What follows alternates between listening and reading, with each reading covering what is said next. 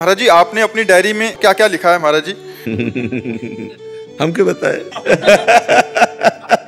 भाई वो personal diary है।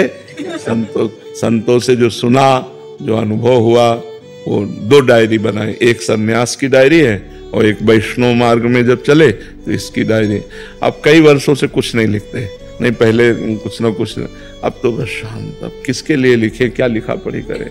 अब तो बस जो समझ में आ गया है कि हर समय प्रभु का चिंतन करना है, तो जहाँ एकांत बैठे बस शांत प्रभु का लिखा पढ़ी दोनों बंद हो गई है। महाराज जी, हमने वो डायरी पढ़ी है, हमें लगता है कि वही उसी के सूत्रों का विस्तार कर रहे हैं, विविध प्रश्नों के माध्यम में उसके उत्तर देके। महाराज जी, वही सत्संग, हजारों घंटों का आपका प्रवचन है, वही सूत्रों का विस्तार है महाराज जी, क्योंकि जितने भी सूत्र उसमें लिखे हैं वही विस्तार में आप उसका नाम जब दे दिया था कुछ दिन के लिए, इन लोगों को दे दिया था कि आप लोग जो चाहो नंबर उतार लो अपने जीवन में, उसी से कल्याण होगा।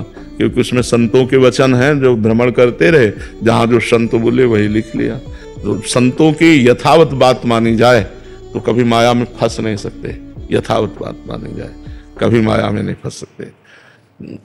मेरा प्रश्न ये भी था कि हम संसार में रहते हैं, तो हम जितने भी संसार वाले हैं वो भगवान से जुड़ने के लिए ऐसा क्या लिखे जो आपने डायरी में लिखा है, उस तरीके से कुछ आप बता दीजिए, हमारे जो आप विचारों को बता दीजिए। अगर आप एकांतिक को सुनोगे तो ये सही बात कह रहे, सब डायरी के ही है।